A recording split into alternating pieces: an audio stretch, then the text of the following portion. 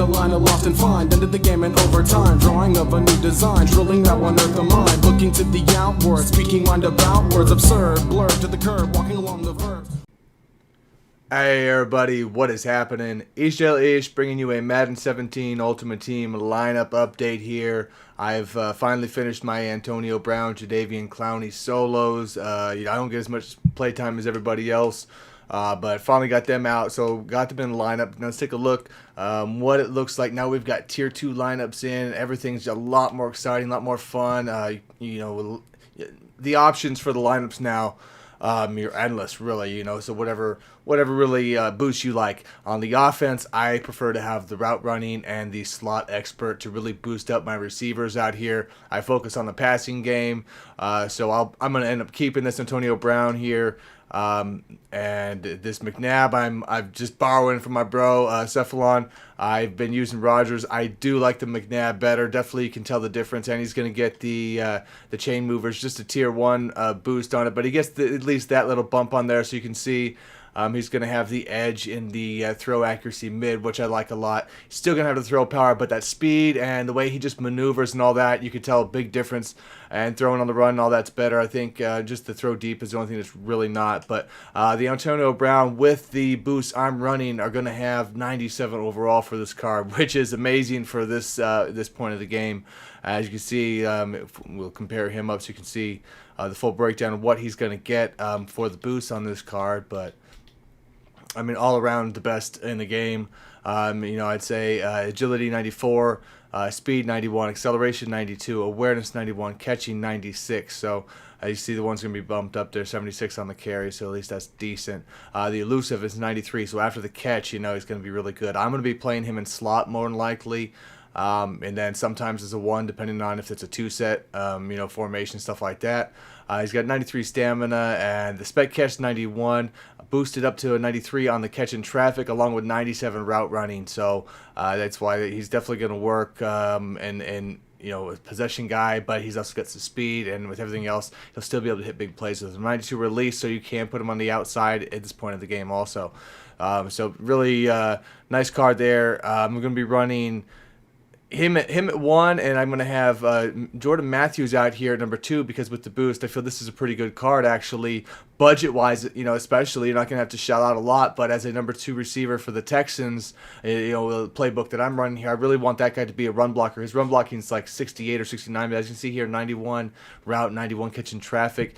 Decent enough speed even for this point of the game, and he's got the good size. I wish the spec catch was up a little bit more, release stuff, but for the most part, I can get by with him as a 2, and that's a guy whose side we can run to. Number 1's actually going to be Tim Brown. And this is one of those things that's really cool about having all these open, is even at number 4, your backups, if they have one of the chems that are active, one of the styles, whatever the heck they are this year, that are active, they're going to have that. So Tim Brown as a backup is still going to get that. So I just basically, I will reorder my roster at the start of a game still, kind of like I've done the last couple of years, and there's a couple spots in here that I'm going to take advantage of that. As we go, mainly on the defense. My line needs a lot of work. Not really going to get into them. I'm going to wait. Thanksgiving promos coming up. There's no reason to dump a bunch of money into these guys right now. Next time Legends come around, I might build a couple, because it's always a good deal to build them, to snipe up the collectibles and stuff like that. Ozzie Newsome, for the price, best tight end for the price right now at that like 100K. I built him for like 70 or 80 or something like that.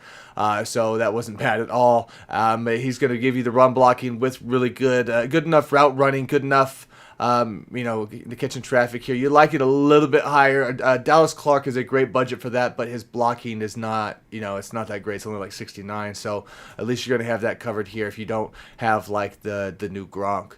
Basically probably the only real thing that dominates this card. And if I had the route running with the SE combo even more on the catching traffic out there would be great. That one's just a really pricey card right now. I don't think it's really worth investing in. And I still have some of the most feared stuff going on, with the running backs. I'm going to have Jamal Charles out here still. For what I do, it works. Right now, I don't need to invest money into the running backs. I will here in a bit, though. Like I say, I'm just going to let's just wait until the next promo comes out, and then, really get the team going again, because, things are going to be changing here soon. A couple of weeks, we'll be ready to roll. And so what we've done on the defense here, we're going to look at the Clowney, 95 overall. Let's see what, he's only gone up 2.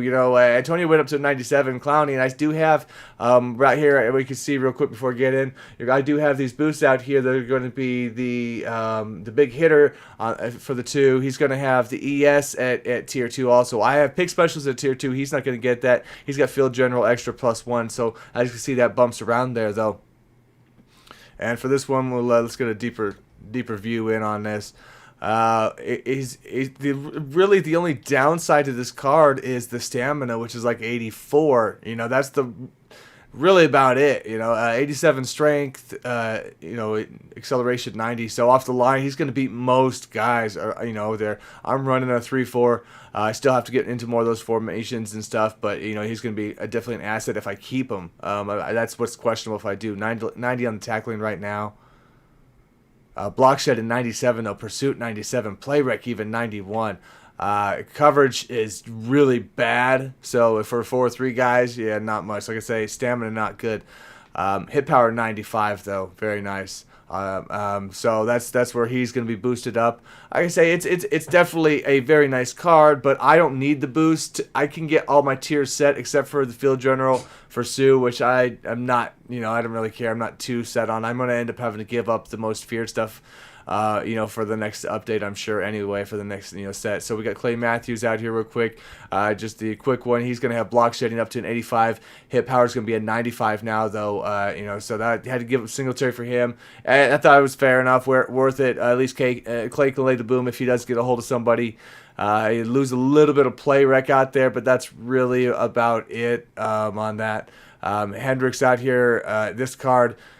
Excellent card if it wasn't for the speed. If it was a bit faster, it really puts a damper on trying to use him unless you're somebody who kind of just sits in the middle and then just tries to jump up. If you do that, then you can get by with it. You can definitely see the size, 6'7". You see it on display when you're looking out there. Look, he's got the 95 play rec, 95 block shed, the strength. He's hit power 93, so he's definitely got what it takes to come off the edge there. Even if those ones aren't as high, even if his power and finish, you don't see it. It's just you definitely notice him out there. But again, when the next card comes out and then they put out golden tickets, somebody better make a card of this guy. It's got to happen. He's going to be one of the best cards, golden tickets that you can make.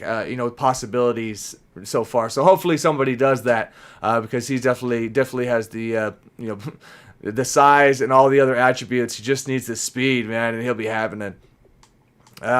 Young blood out here with the ES, and like I said, we're tier 2 in that, so we're just gonna at least pump him up. He's gonna get the 91 strength, 91 block shed, 93 play rec, even the tackling is brought up. So we make that work out there. I definitely am gonna stick with the pick specialist on the secondary this year. I think that's the best one myself personally.